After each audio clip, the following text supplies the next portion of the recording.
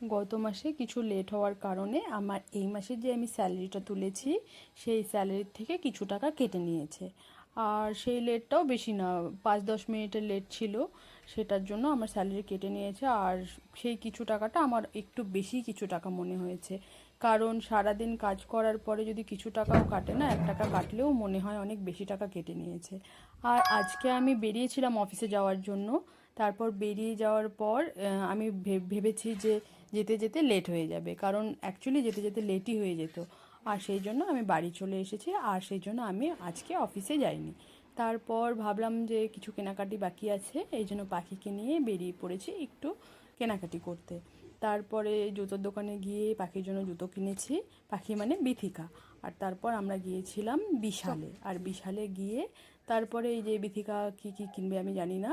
তারপরে যেতে যেতে এই দেখো দূরে একটা মানে কতগুলো দেখা যাচ্ছে ছোট ছোট অ্যাপেল।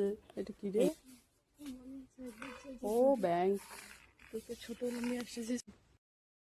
আর একটা মজার বিষয় হলো, বিথিকাকে নিয়ে যদি আমি বাজারে আসি, মানে শপিং করতে আসি, তাহলে বিথিকার পক্ষে যদি সম্ভব হয় আমরা সমস্ত শপিং সেন্টার বাড়িতে নিয়ে যেতে পারি। তো এই জন্মে তো আমার পক্ষে সম্ভব না, কারণ এত টাকা আমার কাছে নেই। আর হলো আমি শপিংয়ে এলেই, বিশেষ করে বিশালে এলেই এই নুডলস অবশ্যই নিব, কারণ এখানে একটা প্যাকেটে থাকেও অনেকগুলো, আর buy one get one free থাকে। তো এটা নিয়েছি, আরও অনেক কিছুই আছে, কম্বো প্যাক আছে, কম্বোর মধ্যে অনেক কিছু স্ন্যাক্স আছে, তো আমি সেগুলো নেইনি, খালি এটা নিয়েছি। আর ওগুলো থাকলে পরেই আমার কিছু না কিছু খেতে ইচ্ছা করে। আর এই দেখো আমি কী কী কিনেছি। বাই।